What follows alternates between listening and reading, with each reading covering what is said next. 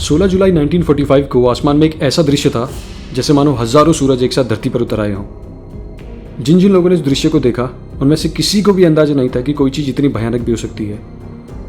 Even जिस आदमी ने इस चीज़ को बनाया था, इसका वास्तविक रूप देखकर वो खुद भी इतना हैरान हो गया था कि उसके मन से सबसे पहले भगवद गीता का एक श्लोक आया। कालोष्मी लोकश्रे कृत प्रवर्धो लोक समारा तुम यह प्रवर्तः means I am become death the destroyer of world.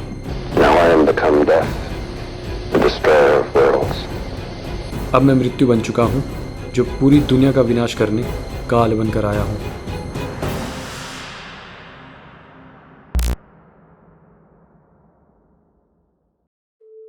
बाईस अप्रैल 1904 को जूलियस रॉबर्ट ओपेनहाइमर ने न्यूयॉर्क सिटी में एक यहूदी परिवार में जन्म लिया। उनके फादर जूलियस सेलिगमैन ओपेनहाइमर बहुत छोटी उम्र में ही अमेरिका आ गए थे with no money, no education, no knowledge, no English language. But किसी तरह से उन्हें एक टेक्सटाइल कंपनी में काम मिल गया था और आने वाले दशक में वो वहाँ के एग्जीक्यूटिव भी बन गए थे and eventually he became rich. Robert का एक छोटा भाई भी था जिसका नाम फ्रैंक ओपेनहाइमर था, जो कि आगे चलकर खुद भी एक बहुत बड़े फिजिसिस्ट बने। ओपेनहाइमर ने अपनी शुरुआती पढ़ाई एल्क्विन प्रिपरेटरी स्कूल से करी। वो शुरुआत से ही बहुत शार्प माइंडेड और वर्सेटाइल स्टूडेंट थे। इंग्लिश लिटरेचर और फ्रेंच लिटरेचर में उनकी बहुत रुचि थी और साथ ही साथ मिनरोलॉजी में भी। अपने फाइनल ईयर में आते आते उनका केमिस्ट्री में भी काफ़ी इंटरेस्ट बढ़ने लगा। 1921 में अपनी स्कूलिंग कंप्लीट करने के बाद उन्होंने हार्वर्ड कॉलेज में एडमिशन ले लिया, जहां उन्होंने केमिस्ट्री में अपनी पढ़ाई पूरी करी एंड ड्यूरिंग इस कोर्स उनकी थर्मोडायनेमिक्स में भी काफ़ी रुचि बढ़ने लगी। And in 1925 Oppenheimer graduated with a bachelors of art degree. But graduation से एक साल पहले ही यानी 1924 को ओपेनहाइमर को इन्फॉर्मेशन मिल गई थी कि क्राइस्ट कॉलेज कैम्ब्रिज में उनका एडमिशन हो चुका है। तो वो एक लेटर लिखते हैं अर्नेस्ट रदरफोर्ड को कि वो उन्हें अपने साथ कैवेंडिश लेबोरेटरी में काम करने का एक मौका दें। अर्नेस्ट रदरफोर्ड वो आदमी थे जिन्होंने प्रोटॉन की डिस्कवरी की थी। ओपेनहाइमर का इंटरेस्ट प्रैक्टिकल एक्सपेरिमेंट में कम और थ्योरेटिकल फिजिक्स में ज़्यादा था, इसलिए रदरफोर्ड भी उनके काम से खुश नहीं थे। एट द एंड जोजो थॉमसन ने उन्हें अपने साथ काम करने का मौका दिया, बस शर्त ये थी कि उन्हें बेसिक लेबोरेटरी कोर्स को कंप्लीट करना होगा। अब जे थॉमसन वो आदमी थे जिन्होंने 1897 में इलेक्ट्रॉन की डिस्कवरी की थी। पैट्रिक ब्लैकेट उनके लैब के ट्यूटर थे जो ओपेनहाइमर को बिल्कुल भी पसंद नहीं थे। एक बार ओपेनहाइमर ने अपने ट्यूटर के डेस्क पर एक टॉक्सिक केमिकल से भरा हुआ एक एप्पल भी रख दिया था। लकीली उन्होंने वो एप्पल खाया नहीं। Oppenheimer was a tall thin chain smoker.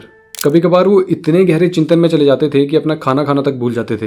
ये वो दौर था जब ओपेनहाइमर मेंटली डिस्टर्ब भी चल रहे थे। अपने कॉलेज वैकेशन के दौरान वो अपने दोस्त फर्ग्यूसन से मिलने पेरिस गए। फर्ग्यूसन देखते ही समझ गए थे कि ओपेनहाइमर किसी प्रॉब्लम से गुजर रहे हैं। उन्हें डिप्रेशन से डिस्ट्रैक्ट करने के लिए फर्ग्यूसन उन्हें ये बताते हैं कि वो अपनी गर्लफ्रेंड फ्रांसिस केली के साथ शादी करने वाले हैं। ये सुनते ही ओपेनहाइमर अपने ही दोस्त का गला दबाने लगते हैं। हालांकि फर्ग्यूसन इजीली अटैक से बच जाते हैं, लेकिन इस इंसिडेंट ने उन्हें कन्विंस कर दिया था कि Oppenheimer is in deep psychological trouble. Oppenheimer अपने भाई से ये तक कहते हैं कि I need physics more than friends, और बाद में वो इस फिजिक्स में इतना डीपली अंदर घुस जाते हैं कि यही फिजिक्स उन्हें डिप्रेशन से भी बाहर निकालती है। 1926 में ओपेनहाइमर कैम्ब्रिज को छोड़ देते हैं और यूनिवर्सिटी ऑफ गॉटिंगन में मैक्स बोरॉन के अंडर पढ़ाई करते हैं। मैक्स बोरॉन वो आदमी थे जिनका क्वांटम मैकेनिक्स को डेवलप करने में बहुत बड़ा रोल था। यूनिवर्सिटी ऑफ गॉटिंगन उस वक्त थ्योरेटिकल फिजिक्स का सबसे बड़ा सेंटर हुआ करता था। ओपेनहाइमर यहाँ कुछ दोस्त भी बनाते हैं जो खुद आगे चलकर बहुत सक्सेसफुल होते हैं, जैसे Werner Heisenberg, Enrico Fermi, Edward Teller, Pascual Jordan, Wolfgang Pauli जैसे फेमस साइंटिस्ट उनके दोस्त बनते हैं। मार्च 1927 में ओपेनहाइमर को डॉक्टर ऑफ फिलोसफी की डिग्री मिल जाती है, यानी पीएचडी की डिग्री। यूरोप में रहते हुए ओपेनहाइमर दर्जन से भी ज्यादा पेपर पब्लिश करते हैं और क्वांटम मैकेनिक्स में भी अपना बड़ा कंट्रीब्यूशन देते हैं। सितंबर 1927 में ओपेनहाइमर को कैलिफोर्निया इंस्टीट्यूट ऑफ टेक्नोलॉजी यानी कैलटेक में United state national research council fellowship से सम्मानित किया जाता है, यानी अब वो कैलटेक में फैकल्टी बन चुके थे। बट ब्रिगमैन चाहते थे कि वो हार्वर्ड में आकर पढ़ाएं। पर्सी ब्रिगमैन वो शख्स थे जिन्होंने ओपेनहाइमर को हार्वर्ड में थर्मोडायनेमिक्स पढ़ाई थी। ओपेनहाइमर अपनी फेलोशिप को 1927-28 एकेडमिक ईयर में स्प्लिट कर देते हैं, तो 1927 में वो हार्वर्ड चले जाते हैं और 1928 में वो कैलटेक में पढ़ाते हैं। 1928 में उन्हें यूनिवर्सिटी ऑफ लेडेन नीदरलैंड में इन्वाइट किया जाता है फॉर गेस्ट लेक्चर, जहां वो डच भाषा में लेक्चर देते हैं। Despite having little experience with the language, वहाँ के स्टूडेंट और फैकल्टी उनसे बहुत इंप्रेस होते हैं। यूएस वापस जाते समय उन्हें Raymond Birge University of California Berkeley में प्रोफेसरशिप ऑफर करते हैं, जो ओपेनहाइमर एक्सेप्ट भी कर लेते हैं। यहाँ वो Nobel prize winner Ernesto Lawrence के साथ काम करते हैं, जो कि एक एक्सपेरिमेंटल फिजिसिस्ट थे। अर्नेस्टो लॉरेंस वो आदमी थे जिन्होंने साइक्लोट्रॉन की खोज की थी। ओपेनहाइमर मशीन से प्रोड्यूस हुए डेटा को समझने में उनकी मदद किया करते थे। इन 1936 यूनिवर्सिटी ऑफ कैलिफोर्निया ने उन्हें प्रमोट कर फुल प्रोफेसर बना दिया था with a salary of $3300 per annum, equivalent to $70,000 in 2022। Oppenheimer चाहते थे कि वो कैलटेक में भी पढ़ाएं, तो यूनिवर्सिटी ऑफ कैलिफोर्निया ने उन्हें 6 महीने यानी एक टर्म कैलटेक में पढ़ाने की परमिशन भी दे दी थी। ओपेनहाइमर ने थ्योरेटिकल एस्ट्रोनॉमी में काफी रिसर्च की थी, specially general relativity and nuclear theory में।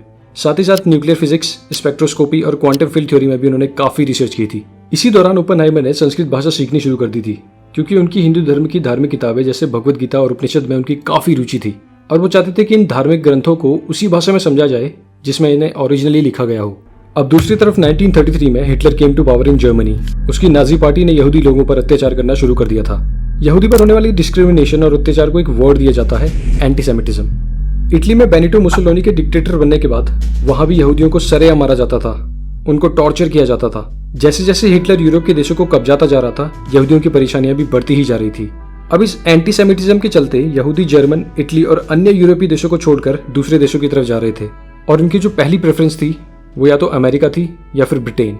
एंटीसेमिटिज्म से परेशान होने वाले यहूदियों में बहुत बड़ी तादाद यूरोप में रहने वाले साइंटिस्टों की भी थी जो कि अमेरिका या फिर ब्रिटेन में शरण ले रहे थे, जैसे Albert Einstein, Enrico Fermi, Edward Teller, Hans Bethe, Leo Szilard, Eugene Wigner, John von Neumann and many more. अब जो 1933 से लेकर 1938 तक का समय था, उस दौरान अलग अलग साइंटिस्टों ने एटम और उसके नेचर के बारे में बहुत कुछ सीखा। जैसे इटालियन साइंटिस्ट एनरिको फेर्मी ने बेटा डीके की थ्योरी दी और साथ ही साथ वर्ल्ड का फर्स्ट न्यूक्लियर रिएक्टर भी बनाया। दूसरी तरफ जर्मनी की कैपिटल बर्लिन में फिजिसिस्ट लीजा मेथनर, ऑटो फ्रिश और ऑटो हैंस ने दुनिया को चौंकाने वाली खोज कर दी थी जो आने वाले समय में न्यूक्लियर फिजिक्स में एक क्रांति ले आएगी और परमाणु बम का निर्माण करेगी। न्यूक्लियर केमिस्ट ऑटो हैंस के द्वारा की गई एक खोज को समझने की कोशिश करते हुए मेटनर और फ्रिश को एहसास हुआ कि कुछ यूनिक हो रहा है जिसे आज से पहले इम्पॉसिबल माना जाता था। एक यूरेनियम का न्यूक्लियस 2 हिस्सों में डिवाइड हो रहा था और यहीं से न्यूक्लियर फिशन की डिस्कवरी हुई थी। जब एक न्यूट्रॉन को एटम में स्लैम किया गया तो वो एटम 2 स्मॉल एटम में स्प्लिट हो रहा था और कुछ एनर्जी रिलीज हो रही थी। फिर से उन स्मॉल एटम्स पर न्यूट्रॉन से हमला करने पर वो और भी छोटे एटम्स में स्प्लिट हो रहे थे। ये हमला तब तक किया जा रहा था जब तक कि वो एटम बिल्कुल डिस्ट्रॉय होकर एनर्जी में कन्वर्ट ना हो जाए। और ये एक बहुत बड़ी खोज थी। जिस एटम बॉम्ब की अभी तक कल्पना की जा रही थी वो समय के साथ साथ अब हकीकत बनता जा रहा था। अब जर्मनी में एंटीसेमिटिज्म अपने पीक पर था और लीजा मेथनर एक यहूदी थी जिसके कारण उन्हें जर्मनी छोड़कर जाना पड़ा और इस काम में उनकी मदद डेनमार्क के एक मशहूर साइंटिस्ट नील बोर ने करी। वो लीजा मेथनर को अपने साथ डेनमार्क ले गए और यहीं से पूरा गेम पलट गया। लीजा मेथनर ऑटो हैंस के न्यूक्लियर फिशन के बारे में जानती थी और उन्होंने सब कुछ नील बोर को बता दिया था कि कैसे न्यूक्लियर फिशन की मदद से डिस्ट्रक्टिव एनर्जी प्रोड्यूस की जा सकती है। वहीं दूसरी तरफ वर्ल्ड वॉर 2 के स्टार्ट होते ही जर्मनी ने न्यूक्लियर बॉम्ब पर काम करना शुरू कर दिया था और इस प्रोजेक्ट को नाम दिया गया था यूरेनियम क्लब। और इस प्रोजेक्ट की कमान सौंपी गई थी वर्नर हाइजेनबर्ग को, जो कि एक जर्मन थियोरेटिकल फिजिसिस्ट थे। वर्नर हाइजेनबर्ग और ओपेनहाइमर काफी अच्छे दोस्त भी थे जिन्होंने यूनिवर्सिटी ऑफ गॉटिंगन में एक साथ पढ़ाई की थी। अब डेनमार्क में जैसे ही नील बोर को न्यूक्लियर फिशन का सीक्रेट पता चला, उन्होंने तुरंत ये बात यूएस में रहने वाली यहूदी साइंटिस्टों को बता दी कि हिटलर एक ऐसा बॉम्ब बनाने जा रहा है जो पूरे शहर को एक झटके में तबाह करने की क्षमता रखता है। अब यूएस के साइंटिस्ट चाहते थे कि किसी तरीके से ये बात यूएस गवर्नमेंट तक पहुंचे, लेकिन उन्हें डर था कि शायद यूएस गवर्नमेंट उनकी बात ना माने। तो इस काम के लिए उन्होंने एल्बर्ट आइंस्टाइन को चुना, जो कि इस वक्त तक साइंस की दुनिया का एक बहुत बड़ा नाम थे।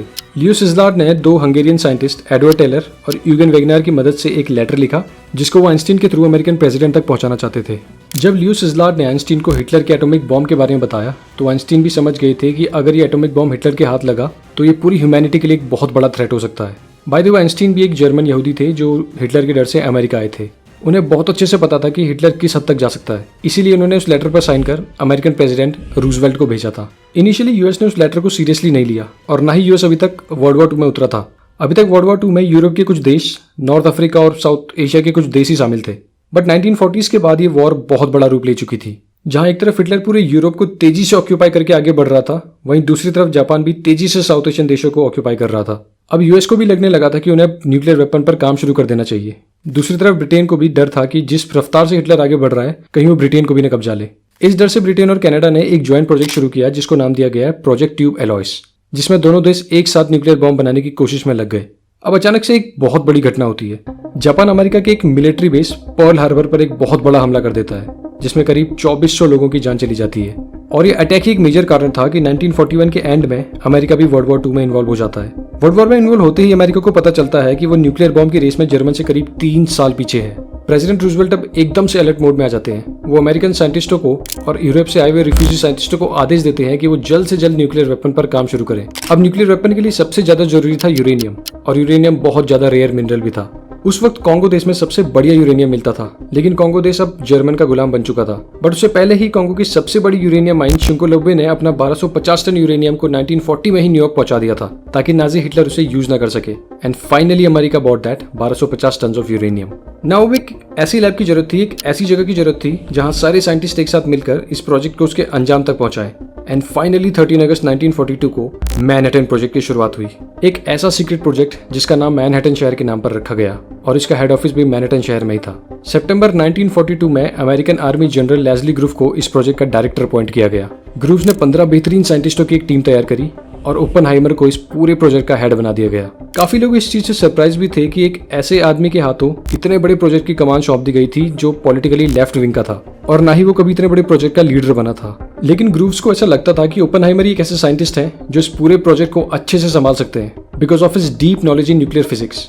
And also Oppenheimer was an American जिस पे भरोसा किया जा सकता था। अब एक ऐसी जगह की जरूरत थी जहां इस बॉम्ब को बनाया जाना था। तो ओपनहाइमर ने मैक्सिको में सेंटाफा के पास एक बंजर रेगिस्तान को चुना, जहां दूर दूर तक न कोई रहता था न कोई आता था, और उस जगह का नाम था लॉस एलामोस। इस जगह पर एक साइट डेवलप करी गई और उस साइट को नाम दिया गया प्रोजेक्ट वाई। अब यहाँ से न्यूक्लियर बॉम्ब बनना मानो तय था, क्योंकि शिकागो में एनरिको फेर्मी और लियो सिजलार्ड ने न्यूक्लियर चेन रिएक्शन की खोज कर ली थी।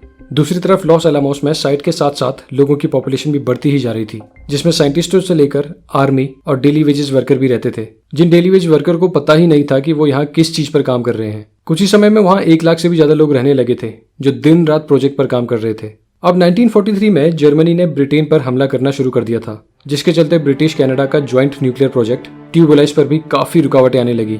फिर यूएसए और ब्रिटेन ने एक ज्वाइंट एग्रीमेंट साइन किया जिसका नाम था क्यूबिक एग्रीमेंट, जिस एग्रीमेंट के अकॉर्डिंग ब्रिटेन एंड कनाडा के सारे साइंटिस्टों को अमेरिका के मैनहट्टन प्रोजेक्ट का हिस्सा बना दिया गया। नाउ इमेजिन कितनी पावरफुल उस वक्त की टीम रही होगी, जिसमें यूरोप के रिफ्यूजी साइंटिस्ट से लेकर अमेरिका के साइंटिस्ट, कनाडा के साइंटिस्ट और ब्रिटेन के साइंटिस्टों ने एक साथ मिलकर काम किया होगा, जिसमें से 12 साइंटिस्ट ऐसे थे जो नोबेल प्राइज विनर थे। वहीं दूसरी तरफ जर्मनी भी न्यूक्लियर बम बनाने की पूरी कोशिश कर रहा था, लेकिन उनके पास अमेरिका जैसे बेहतरीन साइंटिस्ट नहीं थे। अब मैनहट्टन प्रोजेक्ट तेजी से आगे बढ़ने लगा था। ओपनहाइमर ग्रुप से जो भी रिसोर्सेज डिमांड करते थे, ग्रुप्स उन्हें लाके देते थे। बट अब यहाँ पर एक और प्रॉब्लम खड़ी हो गई थी, और ये प्रॉब्लम थी यूरेनियम को लेकर। जो यूरेनियम न्यूक्लियर रिएक्शन के लिए बेस्ट था वो था यूरेनियम 235, बट इसका प्रोडक्शन सिर्फ 0.7% था। बाकी 99.3% प्रोडक्शन यूरेनियम 238 का था, जो कि न्यूक्लियर रिएक्शन के लिए बिल्कुल भी आइडियल नहीं था। यूरेनियम 235 इसलिए यूज किया जाता है क्योंकि जब ये ब्रेक होता है तब बहुत ज्यादा एनर्जी निकलती है, और ये लाइट और मोर एक्टिव भी होता है। रेडियो एक्टिविटी भी इसकी बहुत बेहतरीन होती है। ऑन अदर हैंड यूरेनियम 238 बहुत स्लो डिके होता है और रेडियो एक्टिविटी इसकी बहुत ही कम होती है। तो अगर यूरेनियम 235 के भरोसे बैठे रहते तो साइंटिस्टों को सैकड़ों साल लग जाते एक एटम बम बनाने में। सो दे केम अप विद प्लूटोनियम, जो कि एक रेडियो एक्टिव केमिकल एलिमेंट है जिसको आर्टिफिशियली बनाया जा सकता था। And this is how the first nuclear bomb was created with the help of plutonium. करीब हजारों साइंटिस्टों ने मिलकर फाइनली इस प्रोजेक्ट को अंजाम दिया। बट बॉम्ब बनाने से पहले ही प्रेसिडेंट रूजवेल्ट का 12 अप्रैल 1945 को देहांत हो गया था, और vice president Henry S Truman को अमेरिका का प्रेसिडेंट बना दिया गया। दूसरी तरफ हिटलर ने खुद को गोली मारकर सुसाइड कर लिया था, और नाजी जर्मनी ने एलाइज के सामने सरेंडर कर दिया था। इन सभी घटनाओं के चंद दिनों बाद यानी जून 1945 को अमेरिका ने पहला एटॉमिक बॉम्ब बना लिया था, और इसके पीछे करीब $2 बिलियन की लागत लगी थी। ओपनहाइमर चाहते थे कि इस बॉम्ब को किसी भी कंट्री पे यूज करने से पहले एक बार इसे टेस्ट कर लेना चाहिए, just to know the intensity of the bomb. Finally New Mexico में एलामोगोर्डो नाम की जगह के पास 16 जुलाई 1945 को इसे टेस्ट किया गया। इस साइट को और इस बॉम्ब को ओपनहाइमर ने जो कोड नेम दिया वो था ट्रिनिटी। 16 जुलाई 1945 की मॉर्निंग में लगभग 5 बजे मैनहट्टन प्रोजेक्ट में काम करने वाले सभी साइंटिस्ट उस बॉम्ब के टेस्ट को देखने आए, and what they witness that day was not less than death. एक ऐसा धमाका हुआ और एक ऐसा तेज निकला मानो हजारों सूरज धरती पर आ गए हों। 40,000 फीट तक हवा में एक मशरूम जैसा बादल बन चुका था। प्रकाश इतना ज्यादा था कि कुछ साइंटिस्टों को काफी देर तक के लिए दिखना ही बंद हो गया था। कुछ लोग बहुत दुखी थे और कुछ लोग मौन बनकर बैठे थे। धमाका इतना भयानक था कि खुद उसे बनाने वाले यानी रॉबर्ट ओपनहाइमर को गीता का एक श्लोक याद आ गया। कालोश्मी लोकश्रे कृत प्रवर्धो लोक समारत्तुम यह प्रवर्तः means I am become death the destroyer of world. अब मैं मृत्यु बन चुका हूँ जो पूरी दुनिया का विनाश करने काल बनकर आया हूँ। I remembered the line from the Hindu scripture, the Bhagavad Gita. Vishnu is trying to persuade the prince that he should do his duty, and to impress him takes on his multi-armed form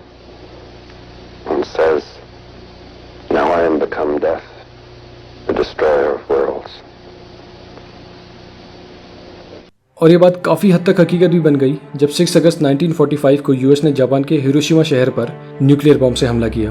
और जिस bomb का यहाँ पर use किया गया था वो था लिटिल बॉय, जिसने करीब 1,40,000 लोगों की जान ले ली थी।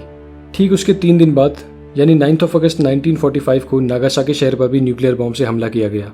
और जिस बॉम्ब का यहाँ पर यूज़ किया गया था वो था फैट बॉय, जिसने करीब 74,000 लोगों की जान ले ली थी।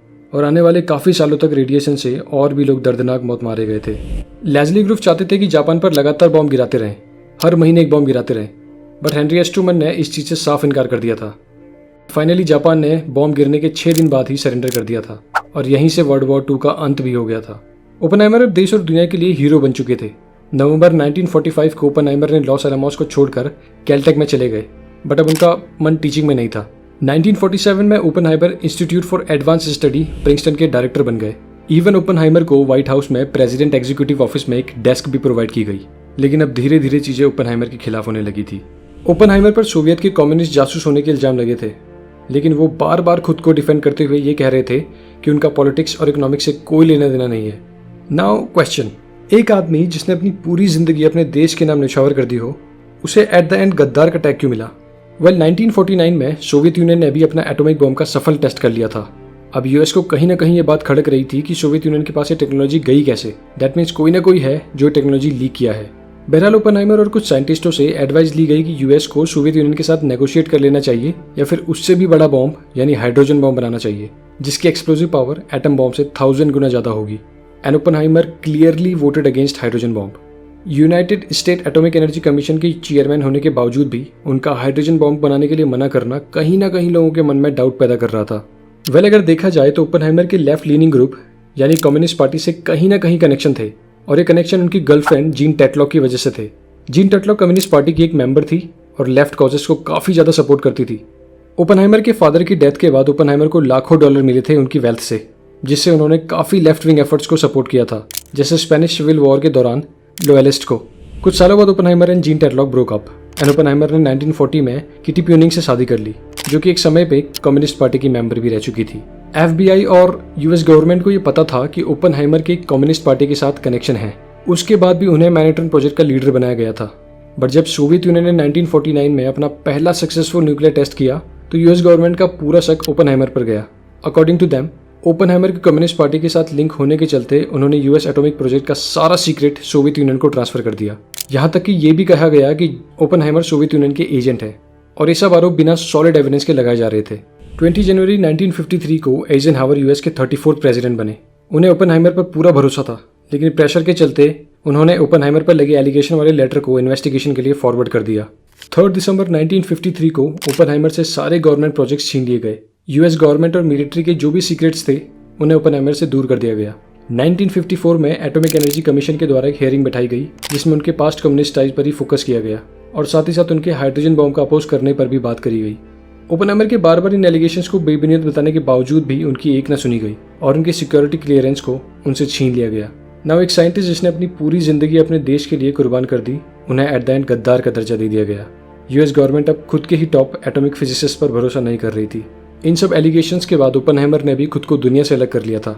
बाद में सैकड़ों इन्वेस्टिगेशन के बाद काफी सालों में पता चला कि Oppenheimer was always loyal to US and US government, और उनके सोवियत से कोई लिंक नहीं थे। दूसरा, वो नहीं चाहते थे कि कोई ऐसा बॉम्ब बनाया जाए जो एटम बॉम्ब से 1000 गुना ज्यादा खतरनाक हो, क्योंकि वो ऑलरेडी हिरोशिमा और नागासाकी के इंसिडेंट से काफी डिस्टर्ब थे। 1962 में जॉन एफ कैनेडी ने उन्हें व्हाइट हाउस में डिनर के लिए इनवाइट किया। जॉन एफ कैनेडी अब नए प्रेसिडेंट बन चुके थे। साथ ही साथ कैनेडी की मिनिस्ट्री चाहती थी कि ओपेनहाइमर अपनी सिक्योरिटी क्लियरेंस के लिए फिर से अपील करे, बट ओपेनहाइमर ने इस बार खुद ही इनकार कर दिया था। 1963 में प्रेसिडेंट लाइंडन जॉनसन ने ओपेनहाइमर को हाईएस्ट साइंटिफिक ऑनर अवार्ड दिया, जो कि एक प्रेसिडेंट द्वारा दिया जा सकता था, द फेरमी अवार्ड, और साथ ही साथ $50,000 की टैक्स छूट भी दी। एंड 1965 में Oppenheimer was diagnosed with throat cancer. He was a chain smoker through out his life, और 18 फरवरी 1969 को अपने प्रिंसटन वाले घर में उन्होंने आखिरी सांसें ली। He was 62 years old that time.